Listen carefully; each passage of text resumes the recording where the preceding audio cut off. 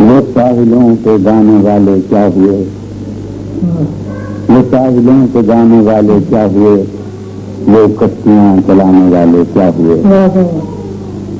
وہ صبح آتے آتے رہ گئی کہاں، جو قافلے کھلانے والے کیا ہوئے، نیند کی راہ دیکھتا ہوں رات بھر، وہ روشنی دکھانے والے کیا ہوئے، وہ دل میں کھبنے والی آنکھیں کیا ہوئی، وہ ہونٹ مسکرانے والے کیا ہوئے، عمارتیں تو جل کے راکھ ہو گئیں، عمارتیں بنانے والے کیا ہوئے، اکیلے گھر سے پوچھتی ہے بے کسی، اکیلے گھر سے پوچھتی ہے بے کسی، تیرا دیا جلانے والے کیا ہوئے، یا ہم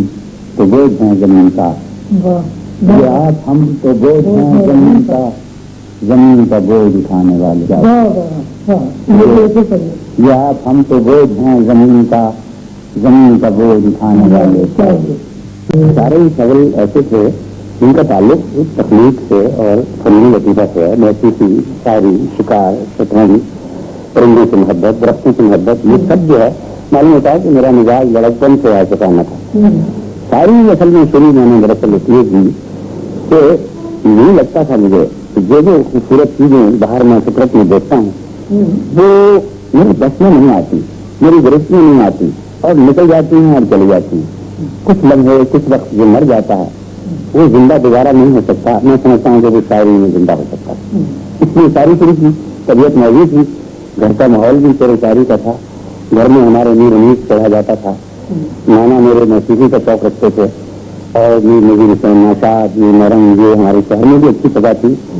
کتابیں گھر میں بچپن میں ہمیں چرچا بھی پڑھا، فردوسی پڑھا، یہ سب چیزیں پڑھائی جاتی تھی ہمیں بچپن میں، قرآن حدیث، پورا اہم پورا لہن جو تھا وہ ایک شعر کی طرف تھا۔ پھر ایک اور بات ہے جو سب سے مجھے اہم نظر آتی ہے،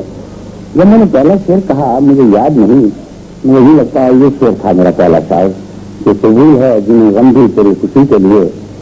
وہ جی رہے ہیں حقیقت میں زندگی کے لیے۔ تو مجھے نہیں لگا اتنی خوشی ہوئی تو شاید اس سے پہلے مجھے کبھی کسی چیز کی خوشی نہیں ہوئی۔ اگر مجھے شعر کے علاوہ اتنی خوشی کسی اور کام میں ہوتی تو میں شاعری نہ کرتا۔ مجھے یاد کرتا ہے کہ کچھ پنواری تھے، کچھ پڑھنے والے تھے، ان کے سنایا بڑا یارانہ اور ہمارے طرح تعلق تھا، ان کا تو لکھی نہیں سمجھ۔ تعلق تو اب بھی میرا ان سے ہے، ابھی پرسوں مجھے اسپتال میں ٹیکسی والوں کا ایک وقت ملنے آیا، کہنے لگا صاحب اخبار میں پڑھا ہے آپ کو طبی امداد کی کچھ کمی ہے، کچھ دقت ہے تو یہ لیجیے، ہم کچھ اکٹھا کر کے لائیں، میں نے کہا نہیں۔ تو اسی طرح سے تمہیں یاد ہے کہ مجھے بڑی خوشی ہوتی تھی، ایک ٹانگے والا مجموعہ میرے کی مر گیا بابا، اس کی میری دوستی کی بنیاد یہی تھی کہ میں نے ایک دن بارش ہو رہی اس کے ساتھ ٹانگا کہ بھائی چلے گئے گھر میرے کرشن نگر، اس نے کہا کیوں صاحب، میں نے کہا بھائی لے چلے چلے، میں نے بڑی بڑی سواریوں کا انکار کیا، اس بارش میں بچہ نہیں پہنچ جائے گا، تو میں نے کہا بھائی میں شعر چاہتا ہوں کہ میں کوئی شعر سناؤ۔ جب میں نے یہ شعر سنایا کہ واقعہ یہ ہے کہ بدنام ہوئے بات اتنی سی کہاں بھی نکلا تو وہ بندہ بارش میں بھیگتا بھیگتا ٹانگے سے چل پڑا، بیٹھ جاؤں گے تیرا ہی شعر، آپ بیٹھ ٹانگے میں اور ساری مفت لے جاؤں گا، اور ساتھ بنے آخر میں مجھے لے جاتا رہا۔ اگر ناصر صاحب نے تمہیں ایک حادثے کا پتا ہے، پتا نہیں کہ وہ جو ٹانگے والے جن کے ساتھ تمہارا یارانہ تھا اور بعض ٹانگے میں تمہارے ساتھ بیٹھا رہا، انہوں نے ٹیکسیاں چلانا شروع کر دی ہیں۔ پرسوں میں ایک ٹیکسی میں بیٹھا تھا تو وہ ٹیکسی والے نے مجھے مڑ کر دیکھا تو کہا کہ ناصر صاحب کیسے ہیں،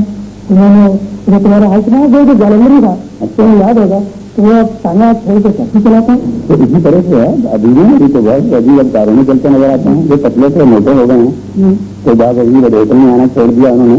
اب میرے دیکھتے دیکھتے وہ گھروں میں انہوں نے گرم نہیں بنائے ہیں، اور باقاعدہ ان کے پاس 3 بچ بھی ہیں۔ بھائی ہم تو پیسوں پہ ہمارا ہوٹل تھا، آپ کو پتا ہے درختوں کی چھاؤں ہماری یہ محفل ہوا کرتی تھی، آؤ گھاٹ سے سبا جمائیں، یہ میرا ہی مترا ہے، آج سے شہر کی بڑی پتوں کا میلہ کا لگا ہے۔